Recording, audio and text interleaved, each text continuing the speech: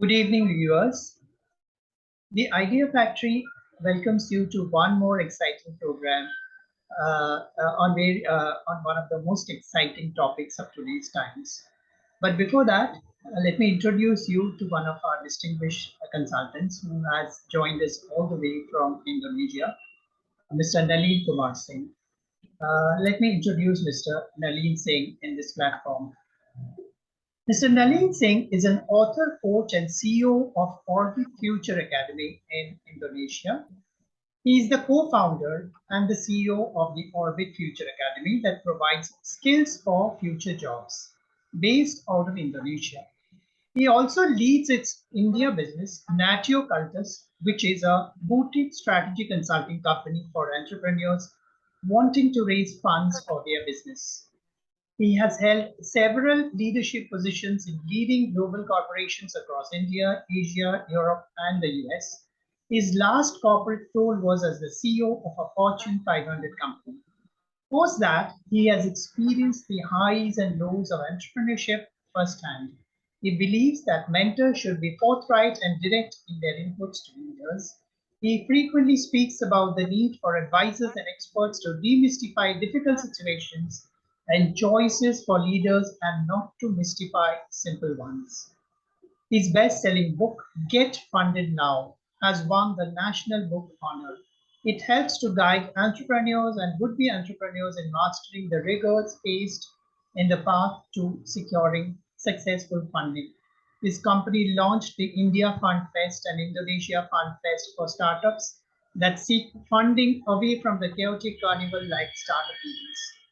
Mr. Nalin frequently speaks and writes on issues relating to education, skills, outsourcing, aspirations of the youth, and a variety of other topics related to the startup ecosystem. He has also been on the advisory board of leading corporates, various industry associations, and publications. With more than 13 years of diverse experience, he provides life and strategy coaching to leaders and boards of Fortune 500 companies, celebrities, and startup founders. A keen follower of Vedic astrology, he utilizes this skill uniquely in advising individuals to achieve optimal results. He was featured in the first edition of the startup funding web series Horses Stable. He has also co-authored three fiction novels, Striptease, Moon Circles, and Cafe Marvel. He is also on the advisory board of the global media house Transcontinental Times. He hosts two shows on entrepreneurship in India and Indonesia on a weekly basis. Welcome to this program, Mr. Nalin Singh. Thank you, Abir. Thank you. Very happy to be here. Thank you, Mr. Singh, for joining us in this discussion. Today, we are discussing a very contemporary topic, the future of work. As we all know, the whole world is rebooting after the COVID-19 pandemic, and there have been learnings all along, and there are very intelligent ways of making up for the lost time. And in this, future of work is a very contemporary topic where most countries are actually trying to reinvent themselves and up their intellectual game in the competition with nations. And through that, I think that's a topic that we are going to cover with Mr. Nalin Singh today. My first question to Mr. Singh, if you can just tell us about how has the workplace evolved in recent times, especially after the COVID? So, a lot of things have been said about the future of work. And I think most of the conversation is actually about a small population that provides services or technology services. What is the future of work for a large mass of workers? The future of work for, say, somebody who's in a factory work in the automobile sector is loss of job due to automation. The future of work for a call center agent is a loss of job because of automation and AI. What is the future of work for people who deliver services to us on a day-to-day basis? People who supply electricity, water, sewage and garbage clearance, our maids, our drivers. What's the future of work for them? Nothing's changed. So, and we hear a lot about, how people want to work from home. Would you like any of these people to work from home? Your maid, your gardener, your guy who cleans your car, the company that supplies electricity, water, and sewage services. So a lot of it is a whole load of bullshit and crap.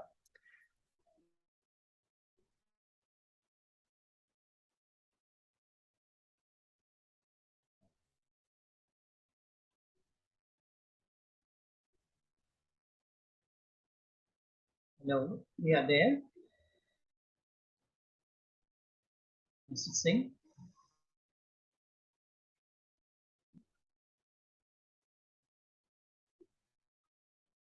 Hello. Sorry, as Mr. Singh tries to come back, uh,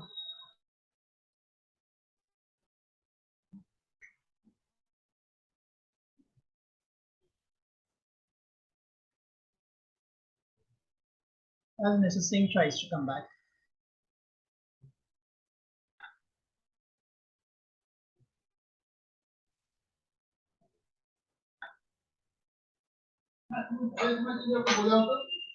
So where did you lose me? I think you were talking about the loss of work for all these drivers and house cleaning and things, and what does the future of work mean to these kind of people, the people at the bottom of the pyramid. Yeah. So most people are worried about getting work rather than what future of work holds, right? Nothing's changed. The offices look the same. People go to work every day after COVID. Everybody is talking about, future of work and what is going to change, and people are wondering when I'll get my salary. Nothing's changed. In fact, just today we've had a leading IT sector company letting go of 300 employees who are moonlighting. So much for the gig economy.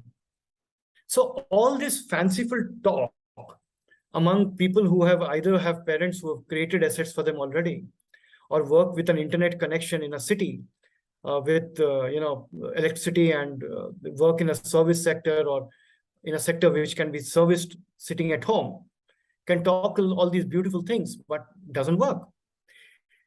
Largely, future of work is a problem because in most countries, other than North America, Canada, Australia, and Europe, at least in Asia and Southeast Asia, people find the environment at work better than the environment at home.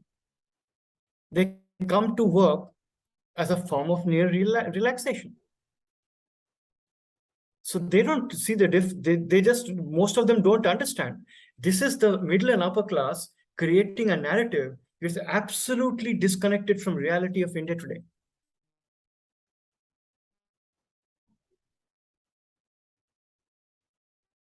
Right. What do you think? I mean, you also have been probably speak to a lot of people, thought leaders, etc., and a lot of predictions are being made about future of work. What do you think where it is going? Sir, I think I would rather speak for the other side of the fence, because, as you rightly said, that there is a serious problem in terms of the future of work for the bottom of the pyramid, which we all agree. And perhaps the importance of discussing this is also to, while we don't want people to work from home because they are supporting our services, but at the same time we also want people to rise up the ladder. I mean, it's not that the same generation would keep on doing the same kind of job. For example, since you have raised the case of the maid or the driver, they would definitely, the next generation doesn't want to. They don't want to put their children in the same work. So there is definitely a in the next generation there is an rise above the whole thing. But the point at this point in time is I'll go to the again the intellectual part of it, because typically we are as a country we are trying to reinvent. I'm talking of the white collar job. We are talking of the corporates, and we are talking of the high end jobs at this point in time. Let us I might we may both talk on different topics, different segments of the society. But let me talk on the positive side that we are trying to do. First of all, the future of work. I'll just share a small slide also. just to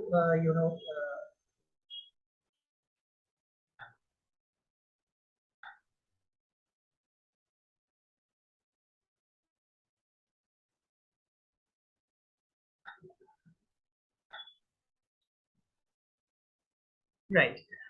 The concept is more, as you have rightly pointed out already at the beginning, that this comes from a very top level thought process and not on the ground reality. But since we are talking top level at this point in time, I thought I'll take the word or the term in terms of the books that we come across today. I remember when so many years back we read a book called Alvin Toffler, and that was the future of work during those days. It was about 2 decades ago, and I still remember the third wave, the book that I finished within, I think, 4 5 days. And it was such an interesting read because everything was futuristic. It actually talked about how the entire society is going to evolve over a period of time, and how the knowledge worker is going to play more and more larger role in the society. Cut to today, so many decades back, we have got a book by Mr. Jacob Morgan, and also by the next book by Mr. Darrell M. West. Both of them are pre-COVID books. As you can rightly say, they have come at 2018, but I think they are all natural progressions wherein we are trying to see whether work can actually, improve over a period of time consciously.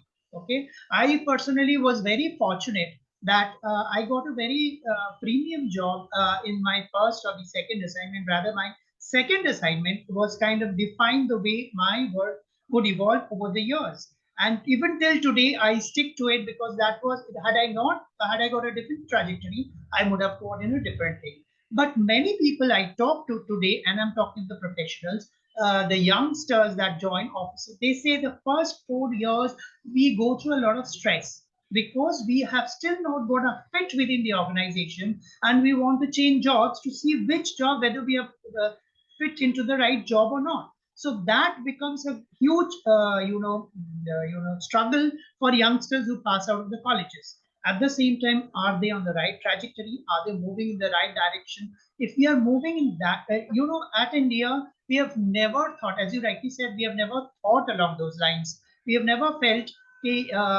calculate the way the kind of jobs are being presented. But cut to today, the kind of engineering jobs that we got when we passed out of the colleges 2 decades back, vis-a-vis the engineering jobs that are given out today. I mean, there's a whole lot of difference. Behind that, there of course have been the contribution of so many people beyond it.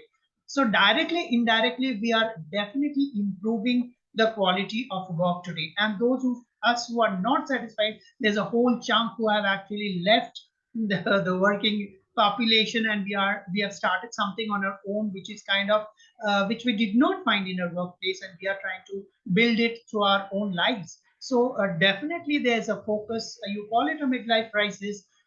People do want to do good, meaningful work after 4 5 years, and if they don't see it, so essentially, I'm talking of again the corporate world again. There is definitely a conscious effort to improve the content of work over a period of time, and definitely there's a contribution of so many people.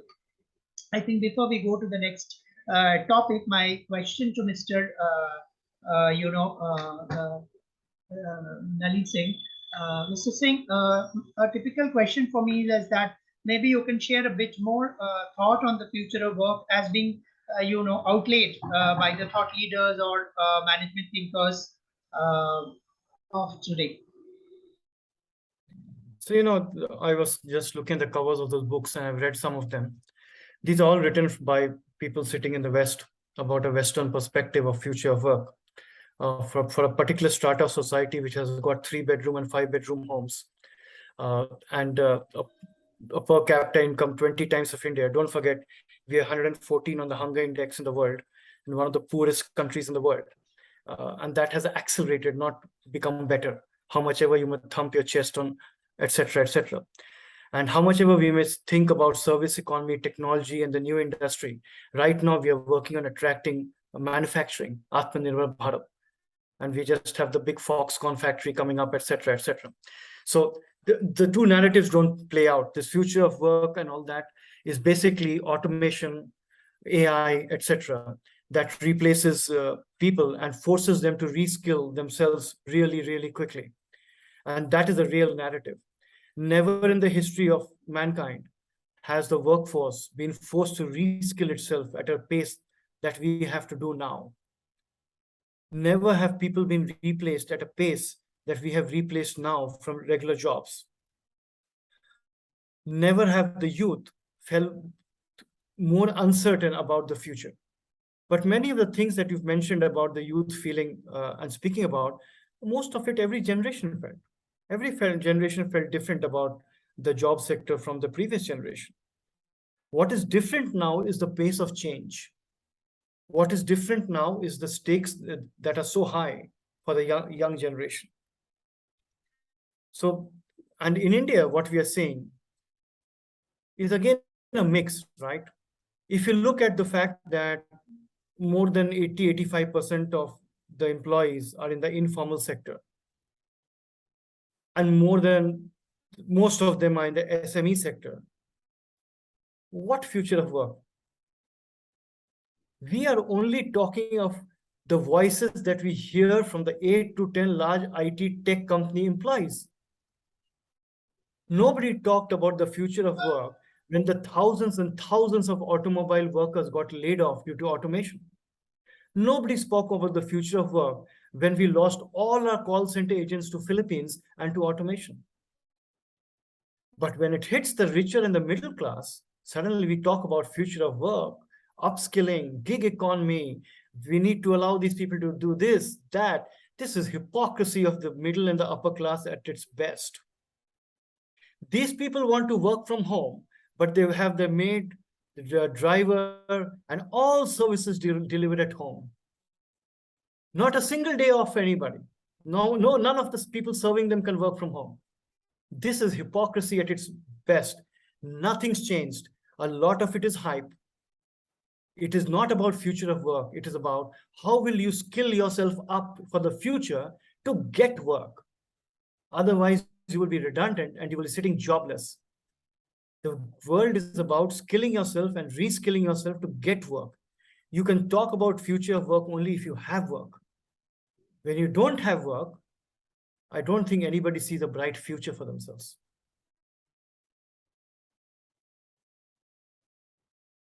Right, right. Yes. Uh, okay, so we are actually going in different directions because I am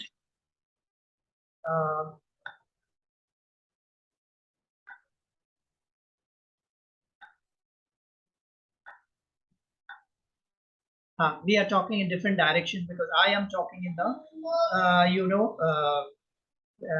on the upper side of the segment, and you are actually talking. I think let the debate continue because there are pros and cons to everything. Since and let me go back to my definition of the whole process, and whether we can. Right.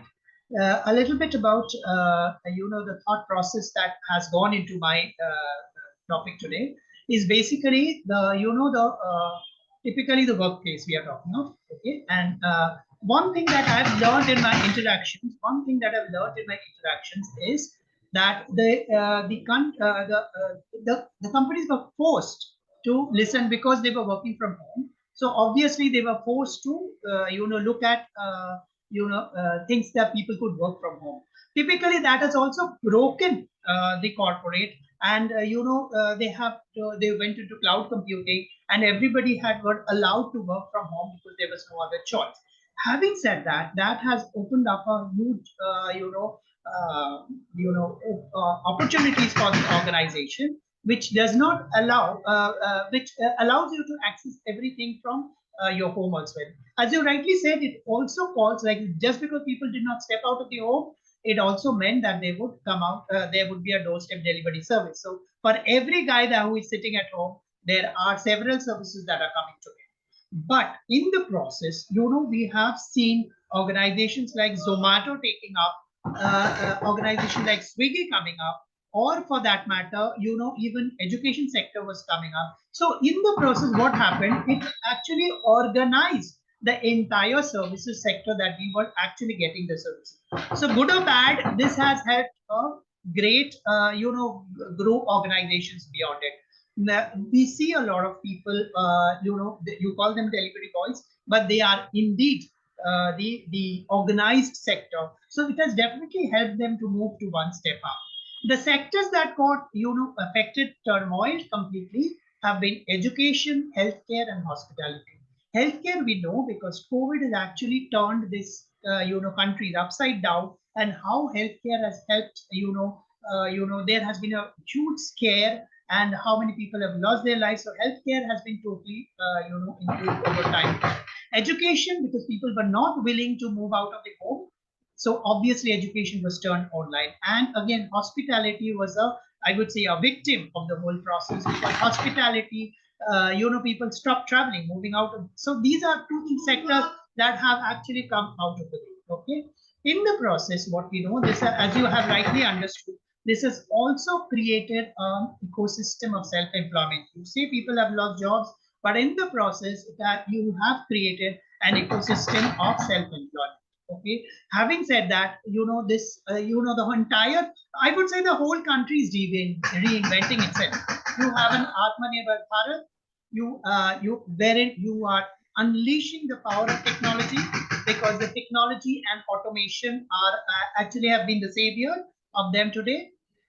In the process, what we are doing, like some people like us, I would say, we are actually giving a lot of importance to innovation and thought leadership. Why? Because this is the time when you are actually can improve over time.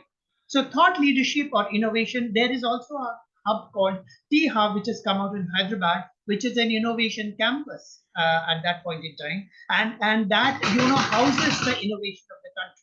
So put together, a lot of importance has been given to this. So if you call it, I'm talking of the high end of the segment, of course, and also the reason to focus on research and development.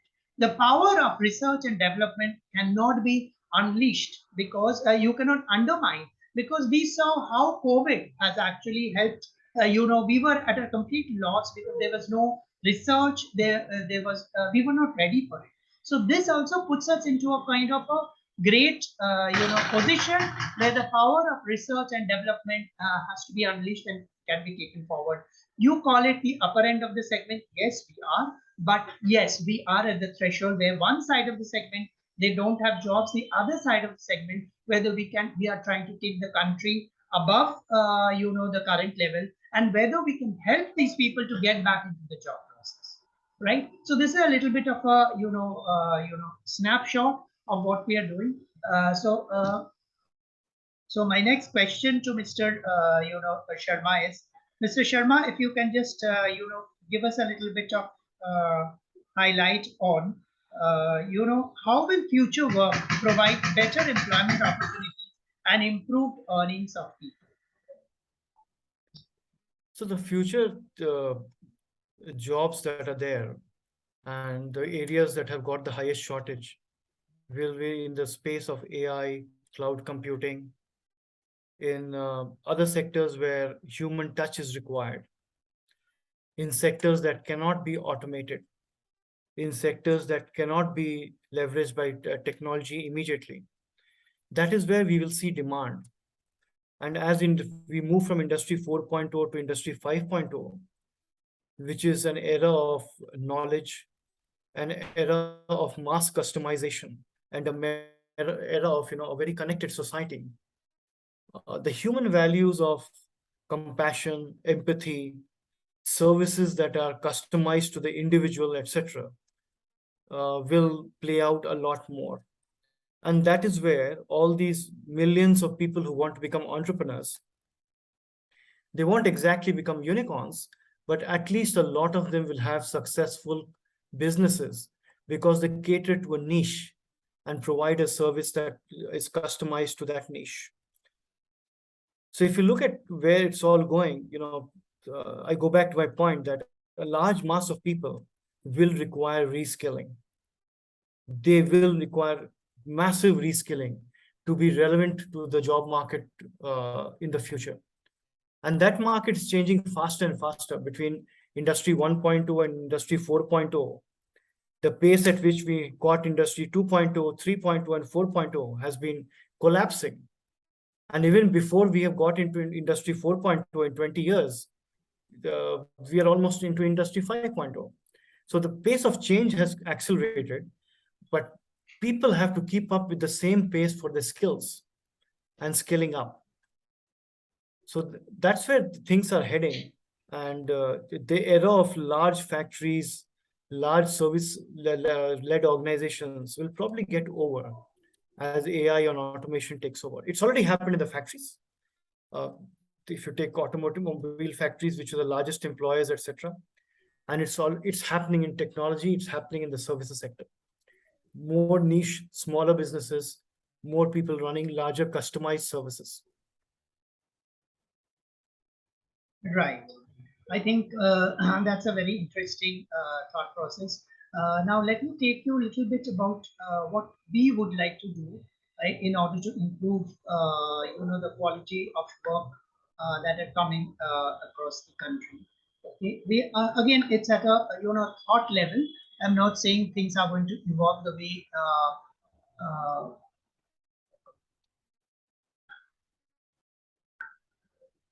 right. Uh, Yeah, just to give a glimpse, these are the kind of changes that have happened in the post-COVID situation, which we have all seen. We have seen how education has changed. We have seen how healthcare has changed, and typically, maybe we are also seeing how the virtual reality aspect has been more and more important to organizations in terms of either e-commerce or regular things because people are doing things from home. So obviously, we are there are a lot of simulation training material that is available, simulation situations that are being there. So, the virtual reality that the simulation methodology of training or equipping people has becomes more and more. So people are actually going through those training without moving out of their place. So obviously there's a locational freedom that people have gone today vis-a-vis what they used to get before. But at the same time, there's a lot of people doing various other things also.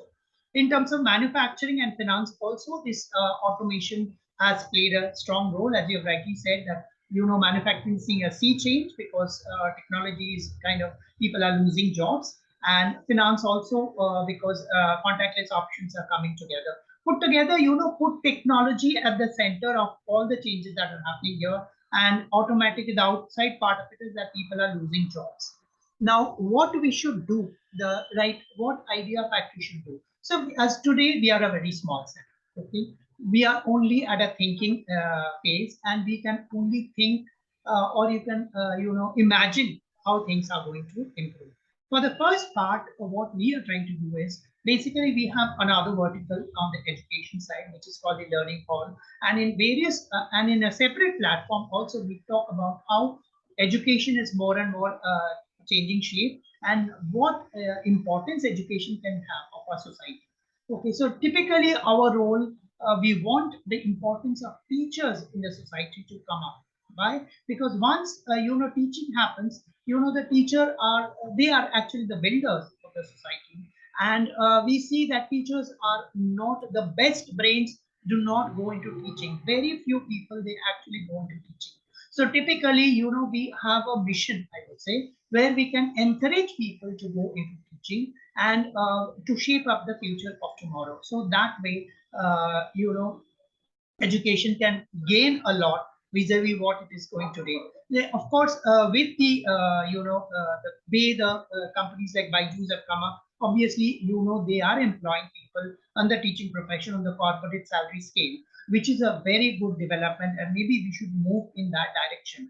I would see, and I have discussed this in previous platforms also, that maybe teachers should be on an outsourced education setup, which can be supported or can be given to teaching institutions for teaching. I went through an assignment for a BBA class. I took a BBA class, but I went through a teaching institute to that college. So that was very encouraging, and we believe more and more teachers can actually join teaching institutes that can support various schools and various colleges, which might improve their salary structure and also give them a client kind of a feeling, but at the same time also keep their teaching mission on. I would rather see that IT outsourcing model that has happened will not only go into teaching mechanism, but will also go into all the back-end support of the organization. As you rightly said, organizations may not be as large as we have seen them before. There is no need to have a say, have a marketing, have a finance, have an HR in every organization. These are specialized services, and you can build specialized organizations who can be outsourced. So you can replicate the IT structure. You can actually outsource marketing, you can outsource finance, you can outsource HR and all the backend services which do not have a customer interface. As we see today, and of course we are talking of Idea Factory as well. We have no intention of building a very large organization. Only the knowledge piece should be our own organization. The operational arm can easily be outsourced. And the same model we foresee might happen to various organizations that we see today. Maybe only the intellectual part and the customer interface part both have to be retained by the customer, by the organization. Customers are your customers. So maybe the sales and the customer care have to be retained by the organization. And the R&D. We see a very large importance of R&D in organization, because so far, as you have rightly said, that organizations have been too much operational. But if you want to bring out new products and services, obviously R&D, and which better arm that than organizations than to have R&D, because typically R&D have been the forte of academic institutions, and academic institutions, if they don't get a funding or if they don't get an end use, I mean, they do a lot of research which may not be used by the I think that if you look at the way the Tata Group has aligned with academic institutes, we see that to come in the near future, because organizations have research, have their resource, and academics have their intellectual power, and they can mix and match and do a guided research for the development of the society. I mean, these are some of the whole thought process that I have. Typically, we are looking at improving the content of job in the near future, and we want to play a role in the whole process, because there are people who are working for improving the work culture. And always what we see in India is we shadow what is happening in the Western countries. Whatever jobs are happening in India, they are always shadowed or followed based on what is happening. We are always on the taking side, we are always on the copying side. But when are we going to decide our own jobs? When can we say that our people should do these kind of jobs? So essentially, I think we have a role to play in terms of creating jobs for the nation, and better jobs for every sector. That also addresses the every sector of the society. So if you are saying that the lower end of the society, that also has to get improved. We also have to get better jobs to them. Organized sector will have to come forward. Agriculture can be another sector which you have organized in the whole process, and maybe we can look at better working conditions for them, because there's a lot of struggle happening at that point in time. There is also an importance to give to the give a job stability. As you rightly said, people are losing jobs left, right, and center, and this is not India. I mean, why should we have develop an economy or a climate where people are might lose job every today and tomorrow? I mean, are we building? But we have not grown up in such an unstable environment. Whereas, and as soon as we come to the working environment, everybody is losing jobs today. We are openly talking in social media about losing jobs, but and these are. But is there a way that we can do it? So maybe this is all a wish list for us. We are thinking of working with building with ecosystem to improve the job content, and not so much job loss over the whole process. Also, we have seen a lot of fraud practices in recent times, because we are seeing, forget about the lower end of the society, we are seeing so many news headlines where people are creating frauds at the head of the institutions. I mean, there is also a need to stabilize the ethical practices of the nation, and to see that we grow ethically in a structured way. These are some of the thoughts that I have, and maybe I think Mr. Sharma, if you can add some more points to what I've said, maybe from the other side of the story, no problem with that. So keep the slide up. Keep the slide up. Okay. So you made an important point about why don't we create jobs of our own? Why does our job market shadow the more advanced economies? The answer is in a lot of things, but one of the points I will just give for thinking about. We have some of the largest IT companies in the world: TCS, Infosys, Wipro, HCL Technology, etc. Name one product of this that you use on your desktop. None. Zilch. So we have always taken the easier path of going and providing headcount and providing services rather than doing R&D and building products. That's right for those organizations, but that's your answer. We always think jugaad is the right way. That's the mindset. And that is where you find people following and shadowing jobs from overseas, then getting it here. Now go back 2 slides. Just 2 slides. One minute.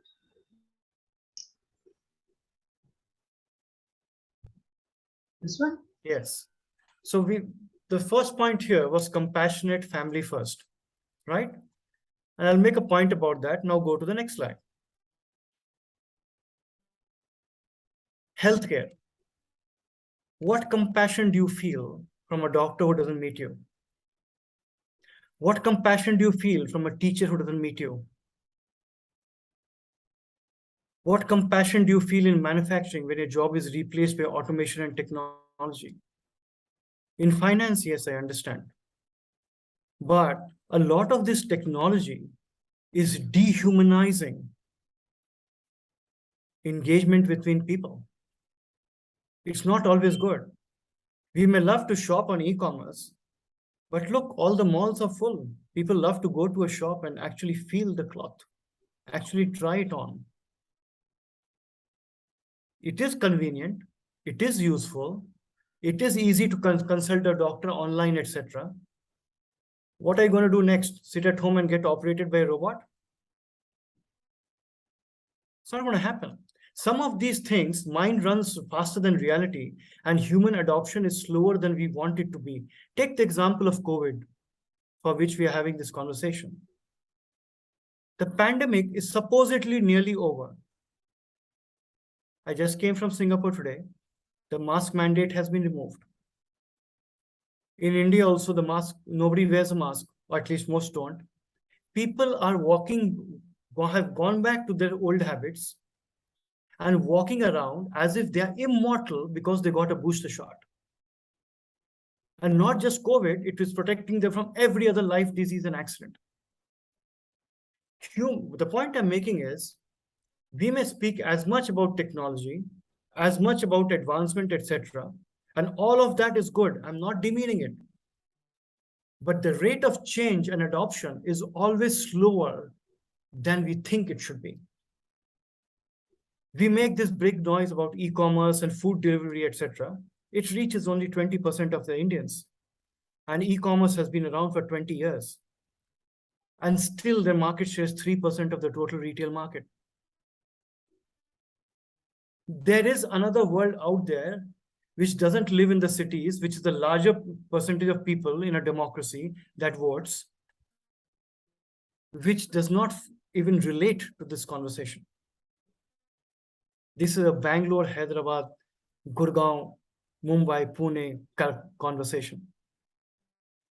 There is no future of work without work. And the future of work with work is to skill yourself up for the future. And those skills are very hard to predict today because the world is changing every 3 to 5 years in the job market instead of 5 to 10. And there's no point saying that I have compassion and I feel my family is more important when you cannot give your maid the same 15 days off that you expect from your boss.